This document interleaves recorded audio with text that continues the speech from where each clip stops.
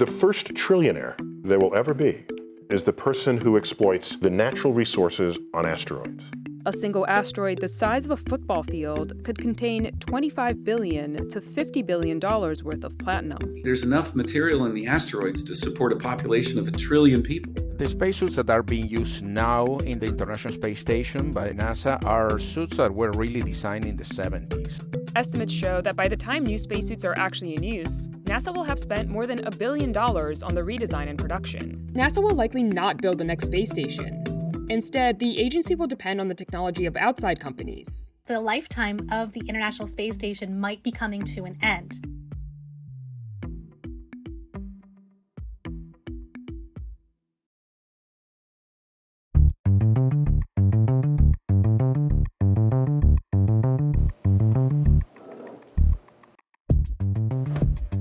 This may look like an astronaut training for the Olympics, but that's not what's really happening here. For the ISS, you want a rigid lower half with the ability to rotate around the waist, and then a consistent working envelope, which is about right here in front of you. Easy to translate along the handrails. So low torque in the upper joints, good dexterity in the gloves is a big one. Eric Vallis is a senior systems engineer. He's been testing out a prototype of a new spacesuit, which NASA hopes to use on the International Space Station by 2026. The spacesuits that are being used now in the International Space Station by NASA are suits that were really designed in the 70s. These are suits that were originally designed for the Space Shuttle program. Due to the lack of funding, NASA kept working on them, kept repairing them and maintaining them for all these many years. But really, these are suits that are at the end of their useful life. NASA tried to update its suits in the past. A 2021 report by NASA's Office of Inspector General found that NASA has spent over a decade and an estimated $420 million to develop a next-generation replacement for its aging spacesuits, but failed to produce any operational suits. Estimates show that by the time new spacesuits are actually in use, NASA will have spent more than $1 billion on the redesign and production. There were two different issues. One was lack of funding. NASA had to get funds, sometimes from other projects to fund their suit. And the second problem was that there was no destination. The projects of NASA have been moving through different political agendas during the last few years, and something that you need in any scientific and technological organization is a purpose and a timeline. NASA is now going another route, contracting with commercial companies to make and maintain its new suits. So without further ado, I am very happy to announce that the awardees will be Axiom Space and Collins Aerospace Industry Team. CNBC got a rare look inside Collins Aerospace's new 120,000 square foot manufacturing and testing facility, located at the Houston Spaceport in Texas, where the company showed us its new spacesuit.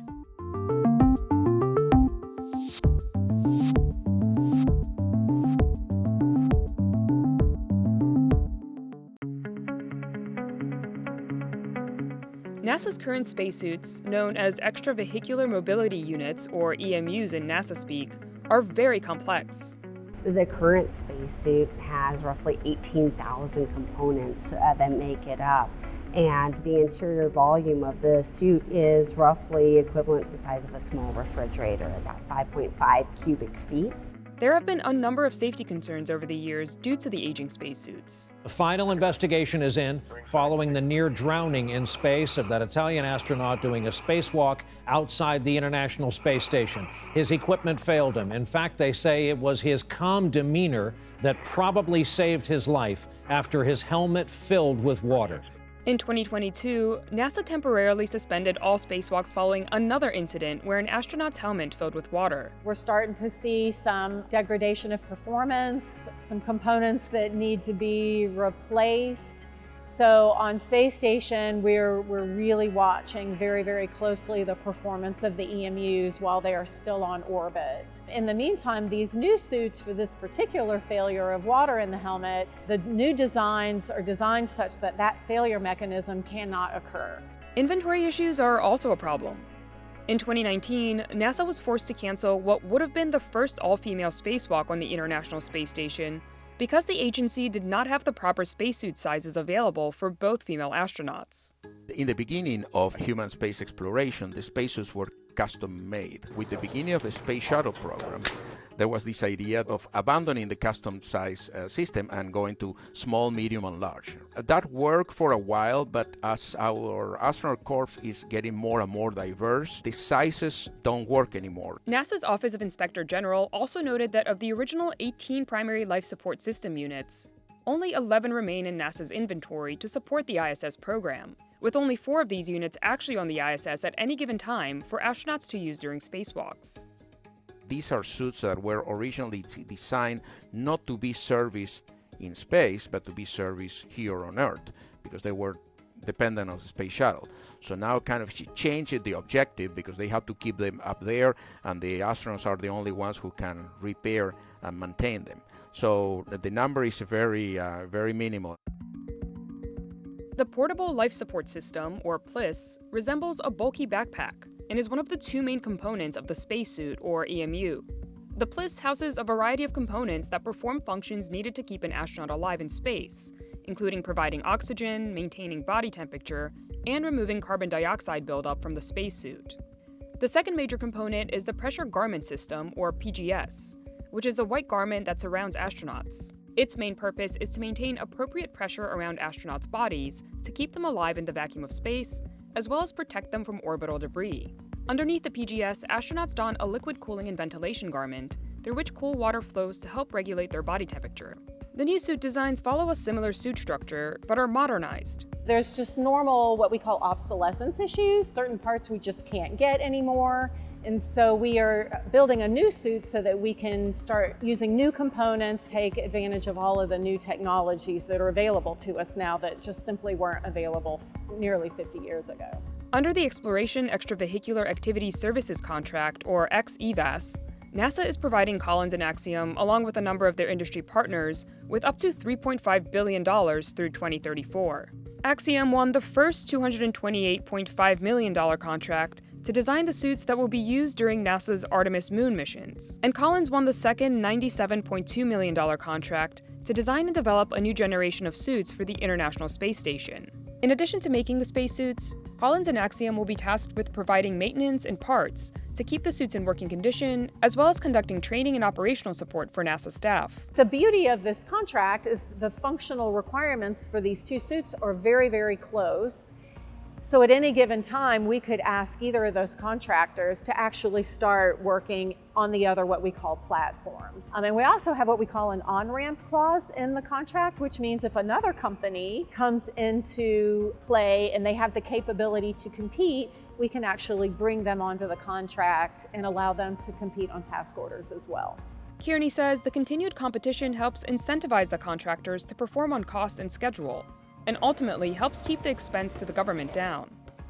In addition to the fiscal support, NASA also provided the vendors with access to data from the organization's own suit development efforts through its XEMU project. What we basically did was take that design and we made it available to industry because we put a lot of work and taxpayer money into developing that system. And so as industry came in and proposed on the Artemis suits, they were able to use any of the data we had available from the XEMU development effort. Axiom Space would not give CNBC a sneak peek of its spacesuit designs prior to a public reveal. To design this new spacesuit, Collins Aerospace is working with longtime partner ILC Dover, as well as Oceaneering. Collins, which is part of aerospace and defense giant Raytheon Technologies, is responsible for the life support system, while ILC Dover is in charge of devising the pressure garment. Oceaneering will handle spacesuit and vehicle interface capabilities. The companies have a long history of working with NASA. We were actually selected to design and develop and provide those spacesuits for the Apollo mission, along with our partner ILC Dover. We were actually also selected to design and develop the Space Shuttle EMU, or Extravehicular Mobility Unit. ILC Dover and Collins also designed the spacesuits that astronauts currently use on the ISS. One striking difference, though, is the weight. The current EMU weighs about 275 pounds on Earth, significantly heavier than the prototype that CNBC saw. There are also other upgrades. This helmet is different than the one that's used on the EMU now. It offers a better range of visibility. It has protective visors to protect from the sun's radiation and glare. The upper torso is adjustable, so it fits crew members better and can be adjusted while they're on orbit or doing a mission to help prevent shoulder injuries and to make their EVA more comfortable for them. The upper arm is also new to this architecture. It provides a better range of motion and a lower torque motion than the current EMU. Furl says that while the current EMU fits the 5th to 95th percentile of astronauts, this new suit is designed to fit the 1st to 99th percentile of astronauts using fewer parts. As a result, 30% less hardware needs to be launched into space, meaning lower launch costs and decreased crew training time. Another big improvement in this new generation of suits is their increased mobility and range of motion. Things like standing up, you really got to find the angles to rotate your body, but it's definitely something that we couldn't do before in the EMU. Extended range of motion becomes particularly important for planetary exploration. Though Collins' contract with NASA calls for making spacesuits for the International Space Station, the company and its partners are designing the suit with future planetary missions, like trips to Mars and the Moon, in mind. For something like the Moon or Mars, definitely the less restriction you have in the lower body, the better. Being able to catch yourself if you start to fall is a big plus, especially with all the dust concerns. So good mobility, stabilization is important. One of the biggest technological challenges for going back to the moon is the dust particles, which are like the consistency of talcum powder. They sieve through any fabric. So the fabric has to be coated or solid against the intrusion of dust particles.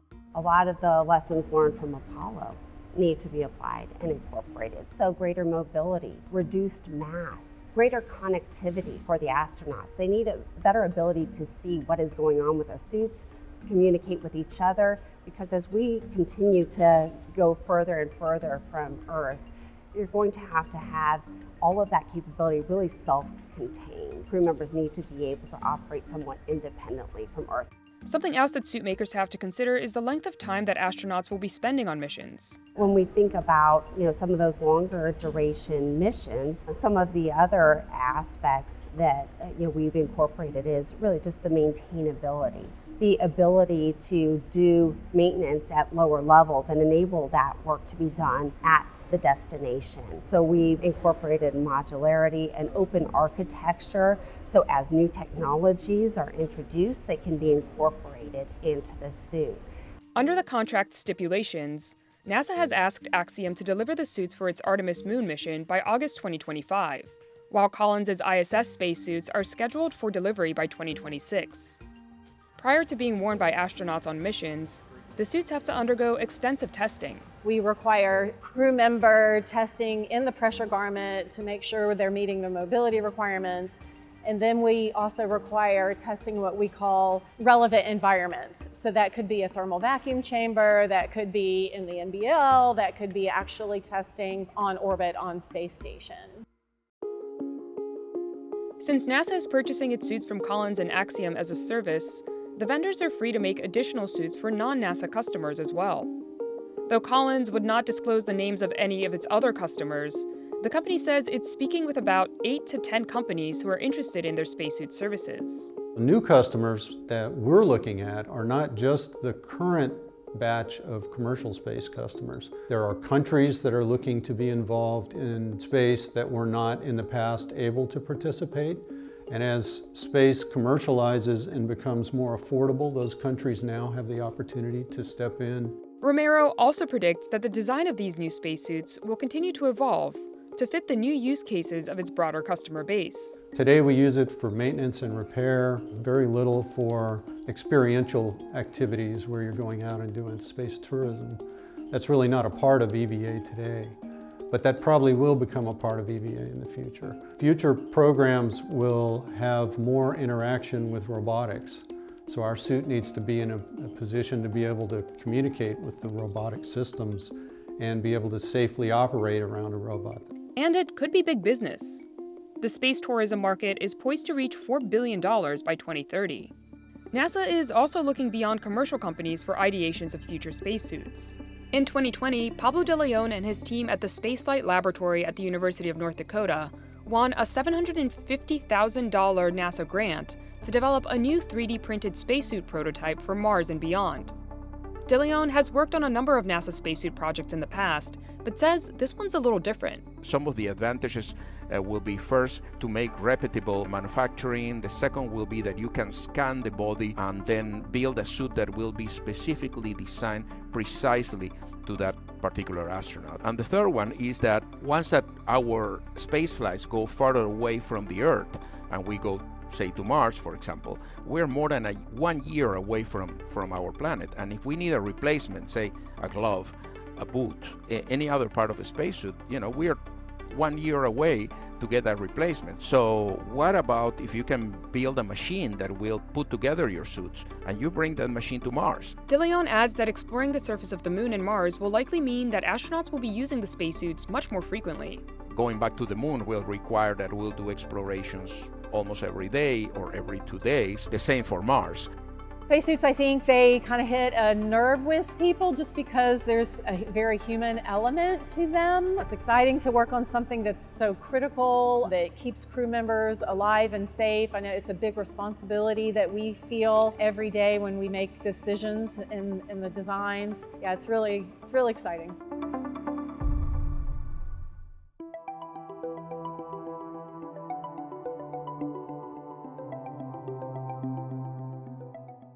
It comes equipped with labs, a gym, sleeping quarters, 2 bathrooms, and the view is literally out of this world. Liftoff of the Proton rocket and the Zarya control module. The first segments of the International Space Station were launched in 1998, and since 2000, the ISS has continuously housed a rotating group of astronauts from 19 countries. At about 250 miles above the Earth, the International Space Station occupies an area known as Low Earth Orbit, or LEO, and houses the only laboratory available for long-duration microgravity research. This research has been instrumental in a number of scientific developments, including creating more efficient water filtration systems and exploring new ways to treat diseases such as Alzheimer's and cancer. But it's starting to show its age. Astronauts launched a very complicated series of spacewalks today to fix a cosmic ray detector at the International Space Station. Space is a harsh environment, and we've seen over the past couple of years small leaks appear within the space station. These are not life-threatening, there's nothing serious, but it is an indication that the lifetime of the International Space Station might be coming to an end. The International Space Station is currently approved to operate through at least December 2024 with our agreements with the international partners. However, as we are actively working to continue to do science and research, we understand that the ISS at some point will have its end of life. But NASA will likely not build the next space station. Instead, the agency will depend on the technology of outside companies. A few, like Colorado-based Sierra Space, are well on their way to constructing their own commercial space station. So here we are in the inside of our life elements. It's nearly 30 feet in diameter. We have it broken up into 3 decks. Space station right now is jam-packed. There's no room, there's no capacity.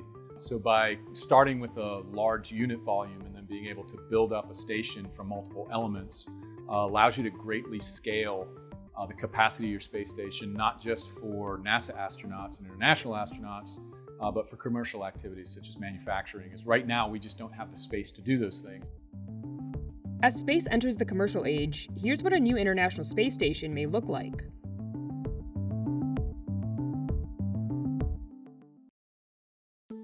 Over the last couple of years, NASA has increasingly relied on outside companies to complete tasks that have traditionally been reserved for the government agency. Under its Commercial Resupply Services program, NASA has contracts with SpaceX and Northrop Grumman to send cargo resupply missions to the ISS. Last year, SpaceX made history by becoming the first private sector company to carry NASA astronauts to the ISS under NASA's Commercial Crew Program. Boeing is also under contract as part of the program, but is still conducting uncrewed tests. The Commercial Crew and Commercial Resupply programs are largely considered a success for NASA. Last year, the agency estimated that the Commercial Crew program saved the government between $20 and $30 billion. Since SpaceX and Boeing each designed their own spacecraft under the contract, NASA had the added benefit of having a backup in case something should happen with one of the vehicles. This has proved wise, as Boeing has struggled to get its spacecraft certified for human flight. NASA is now hoping to replicate the success of its commercial crew and commercial cargo programs with the Commercial LEO Destinations project. As part of the project, NASA plans to award up to $400 million in total to as many as 4 companies to begin development of private space stations. Covering just part of the developmental cost of the station would be a big money saver for NASA.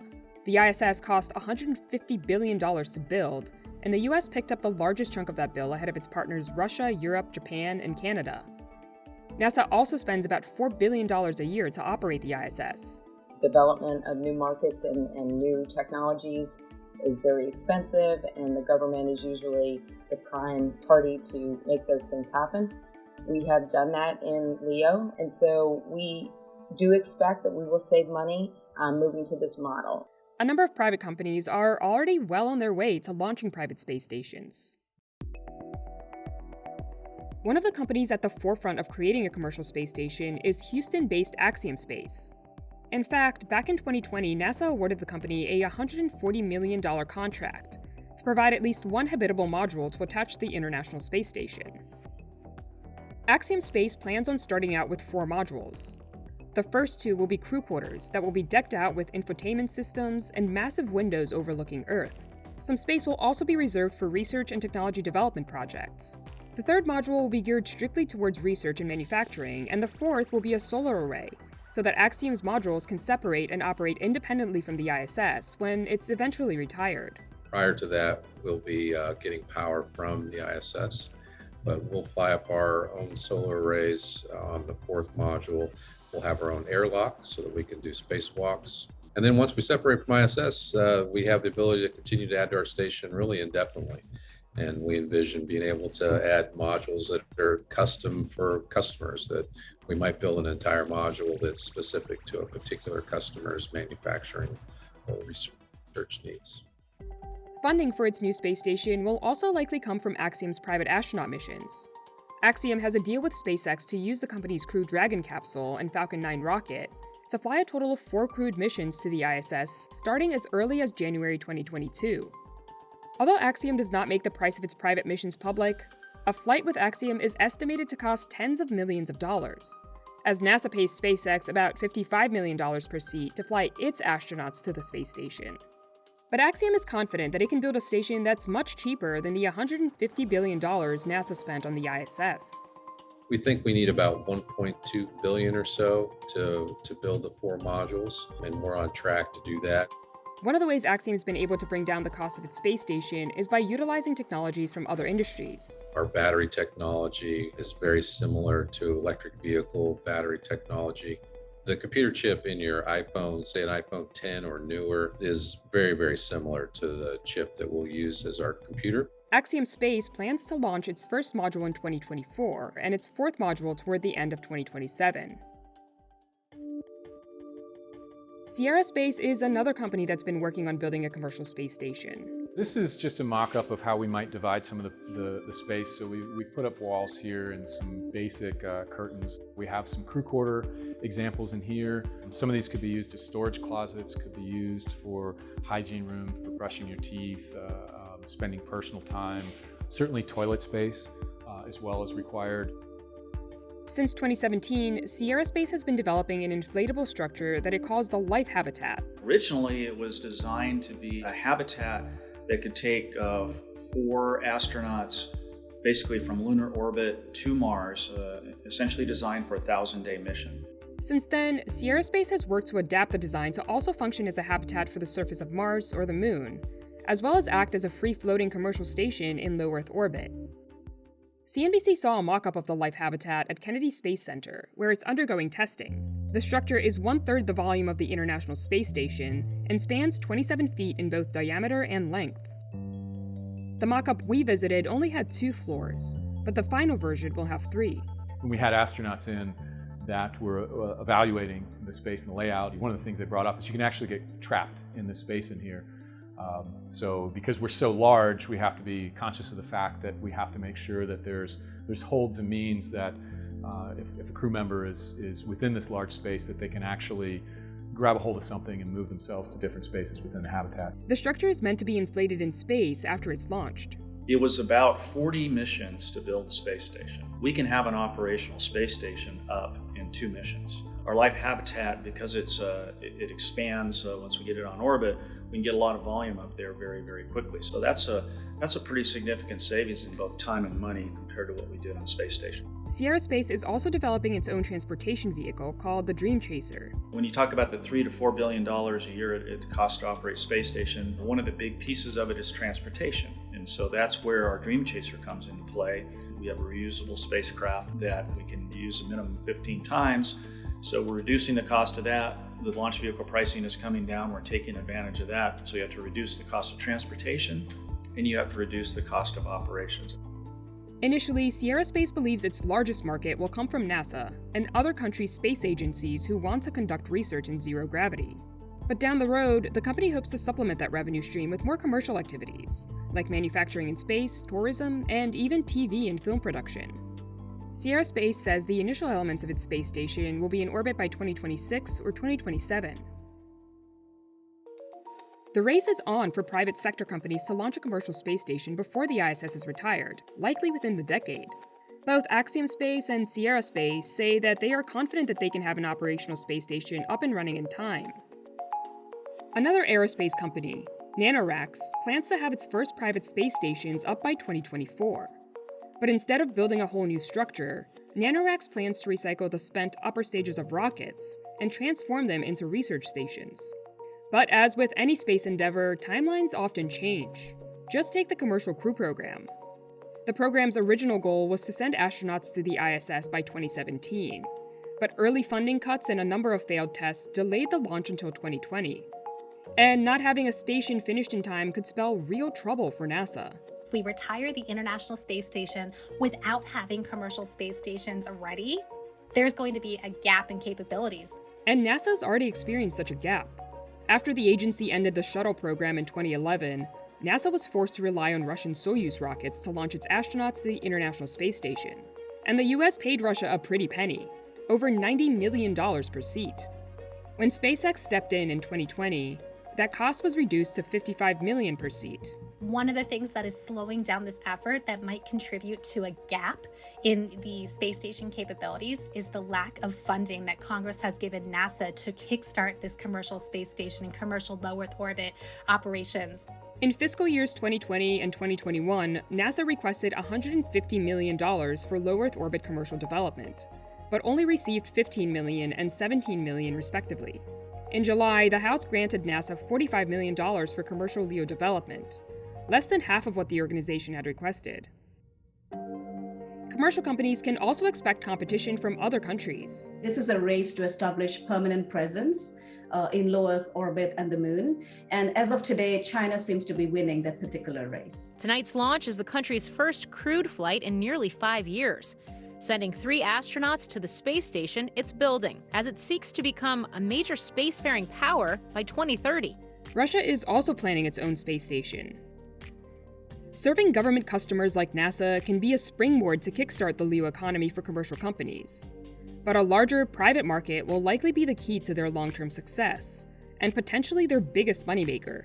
NASA provides the money, but the money that NASA is providing is wholly insufficient for us to do this. So we would not do this or invest in it ourselves if we did not believe in that market. We really think that manufacturing will be the real game changer. There's been some really interesting demonstrations on ISS where people have flown experiments and they've developed fiber optic cable that has 100 times transmission length, or they've found ways to bioprint perfect retinal implants. But if it was successful, then what?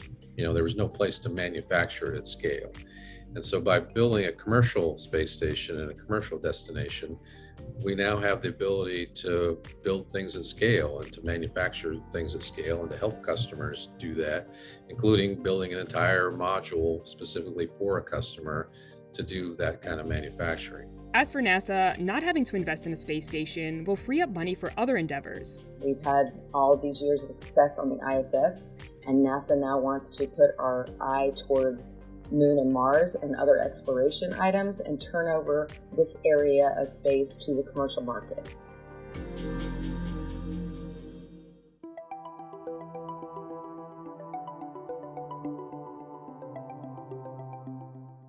Just a couple of years ago, it seemed that space mining was inevitable. Analysts, tech visionaries, and even renowned astrophysicist Neil deGrasse Tyson predicted that space mining was going to be big business. The first trillionaire there will ever be is the person who exploits the natural resources on asteroids. In a 2017 note to investors, a Goldman Sachs analyst wrote, "Space mining could be more realistic than perceived. A single asteroid the size of a football field could contain $25 billion to $50 billion worth of platinum." Space mining companies like Planetary Resources and Deep Space Industries, backed by the likes of Google's Larry Page and Eric Schmidt, cropped up to take advantage of the predicted payoff. After all, the holy grail of asteroids, known as 16 Psyche, had an estimated worth of $10,000 quadrillion. But fast forward to 2022, and both Planetary Resources and Deep Space Industries have been acquired by companies that have nothing to do with space mining. And humanity has yet to commercially mine even a single asteroid.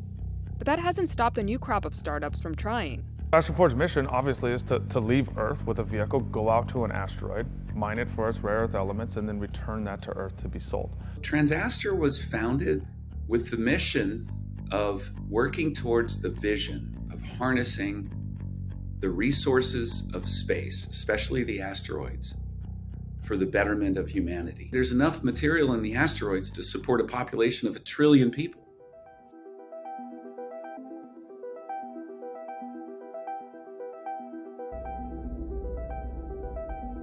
So far, the closest we've gotten to mining an asteroid has been prospecting missions.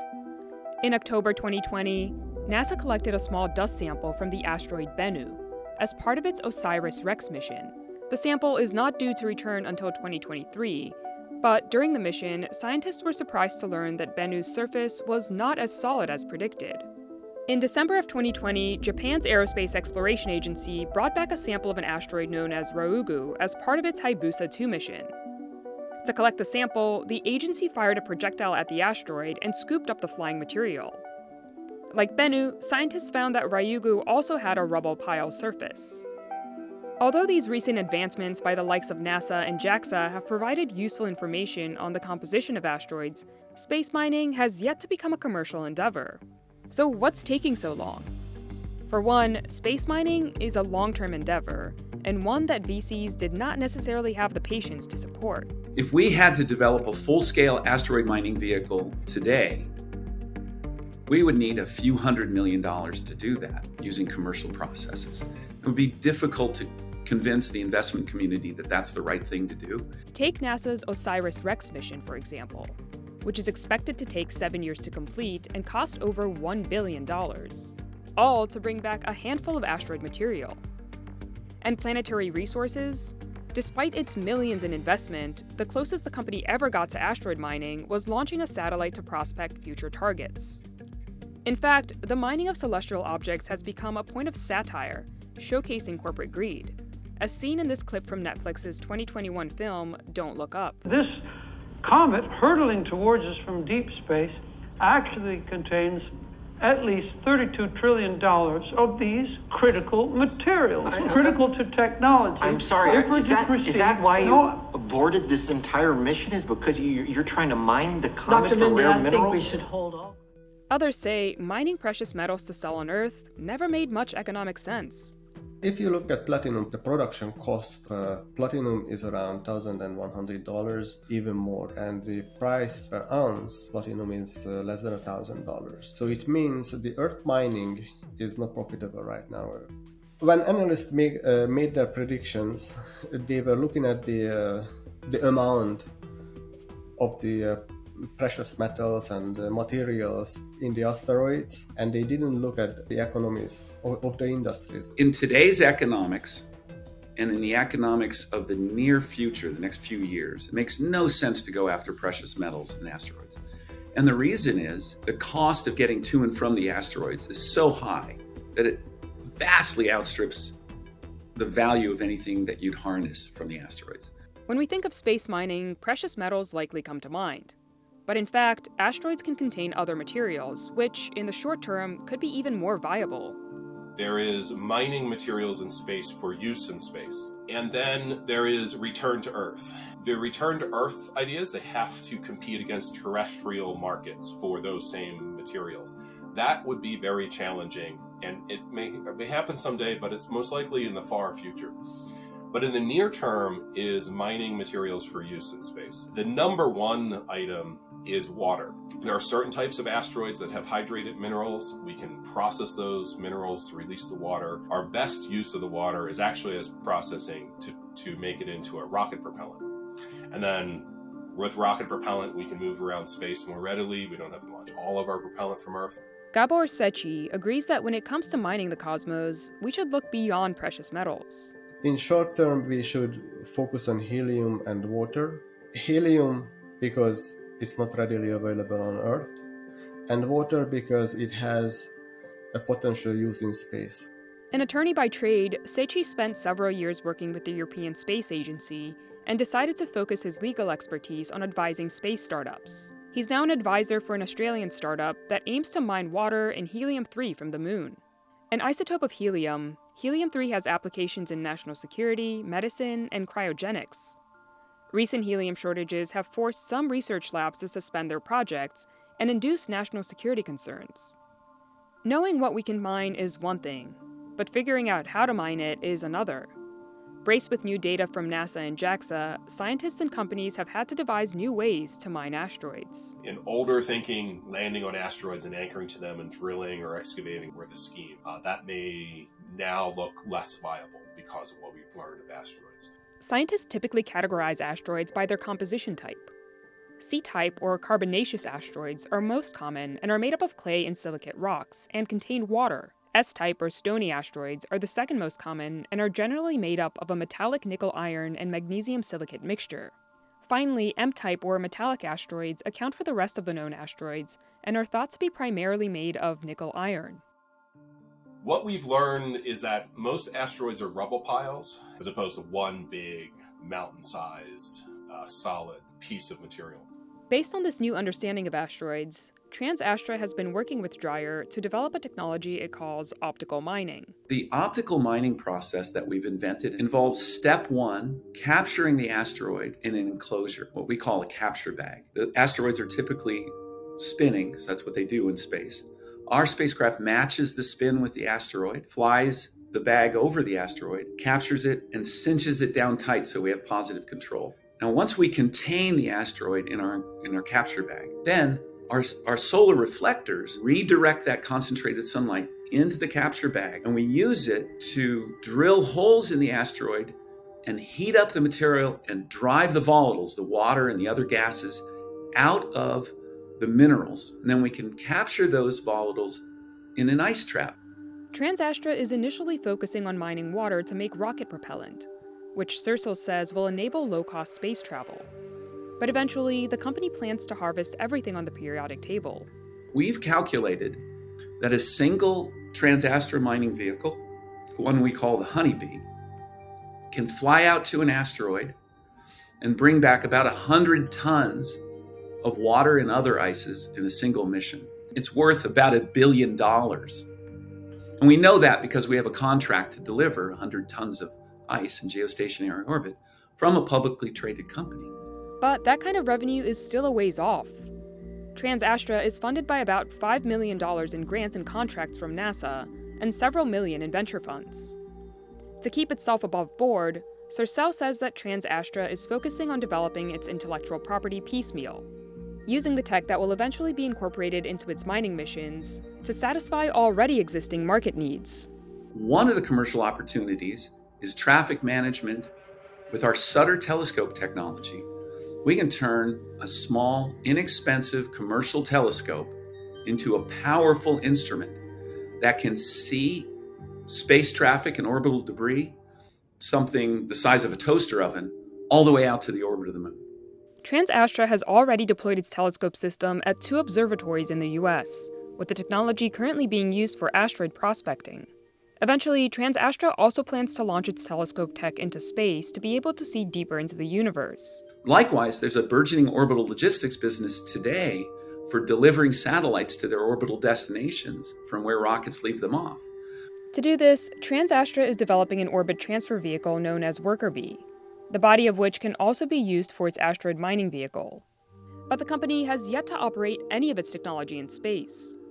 Still, Sercel says that TransAstra is already making a small amount of revenue from starter contracts for its satellite tugging services and has brought in more than $500,000 from its Sutter telescope tech in the form of NASA R&D grants. Our plan is to be revenue positive at every step along the way while we're building the company and using these near-term businesses to mature the technology. And then as you do that, you have all the pieces in place to go out and start asteroid mining. Our mining process is 3 stages. We have to do a vaporization of the material. So we're going to take an asteroid and essentially vaporize it into a cloud of atoms. And then we're going to ionize it. So we're going to each take that cloud and positively charge all the atoms. And then once we have a whole bunch of positively charged atoms, we can sort them. Astroforge is another early-stage company trying to make space mining a reality. Founded in 2022 by a former SpaceX engineer and a former Virgin Galactic engineer, Astroforge still believes there's money to be made in mining asteroids for precious metals. We have a limited amount of rare earth elements, specifically the platinum group metals. These are industrial metals that are used in everyday things. Your cell phone, cancer drugs, catalytic converters, and we're running out of them. And the only way to access more of these is to go off-world. Astroforge plans to mine and refine these materials in space and bring them back to Earth to sell. The key technology that we're developing is our ore processing system. So that system consists of the excavation subsystem that moves the material from the asteroid into the spacecraft. And then there's that refinery piece that extracts the valuable material and removes all the unnecessary material that we can't actually sell on Earth. To keep costs down, Astroforge will attach its refining payload to off-the-shelf satellites and launch those satellites on SpaceX rockets. There's quite a few companies that make what is referred to as a satellite bus. This is what you would typically think of as a satellite, the kind of box with solar panels on it, a propulsion system being connected to it. So for us, we didn't want to reinvent the wheel there. The previous people before us, Planetary Resources and DSI, and they had to buy entire vehicles. They had to build much, much larger and much more expensive satellites, which required a huge injection of capital. And I think that was the ultimate downfall of both of those companies. SpaceX really allowed a lot of companies to start in the aerospace world, basically because of the lowered cost to access space. So now we can kind of leverage that and really focus on just the technology piece. Astroforge says it's raised $23 million in venture capital funding and plans to conduct several test missions before launching its first official mining mission in 2025. The company is targeting near-Earth asteroids, with a single mission expected to take around 2 years. Our first mission is to send up a refinery. So we are going to take an artificial asteroid. We are exactly concentrations we've created, so we are going to show that we can extract platinum from this in zero-G in a vacuum. Mission number 2 for us is a prospecting mission. This is where we go out to an asteroid, we make sure we can get to an asteroid, our spacecraft can last for 2 years, and we can take high-resolution images of it to make sure the surface is what we expect it to be. The third mission, we now introduce our extraction arm to that mission. We're going to go out, we're going to take a sample of the asteroid, bring that back to Earth, and we'll study it on Earth to understand exactly what the concentrations are of that asteroid.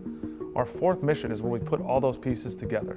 We send out our mission with the excavation arm, we put our processing facility on it, and we repeat those steps in order to get platinum.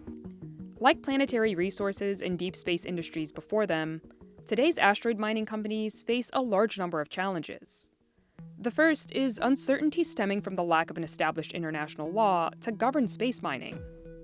At the moment, most space activities are governed by the Outer Space Treaty, which was established during the Cold War. One of the treaty's principles prohibits the appropriation by individual nations of any celestial bodies, such as the moon or asteroids, and requires that any space exploration and use should benefit the whole of humanity.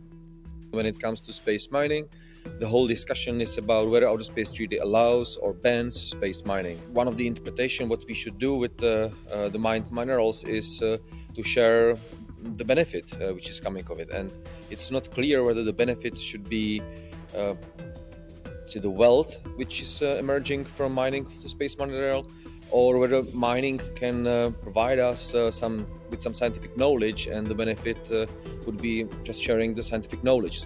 In the absence of an established international law governing space mining, some countries have taken it upon themselves to establish their own. The Commercial Space Launch Competitiveness Act, passed by the Obama administration in 2015, raised eyebrows when it gave property rights to companies for the materials that they mine from asteroids, though it stops short of granting companies ownership of the asteroids themselves. In the time since, Luxembourg, Japan, and the United Arab Emirates have established their own space mining laws.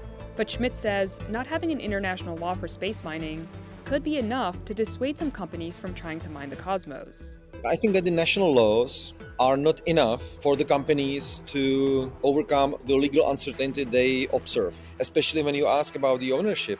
If they invest money and go to the space and mine something, and the discussion about the ownership is not clear, they don't have certainty that what they are going to mine will be theirs, and they will have full freedom to use the material for whatever they want.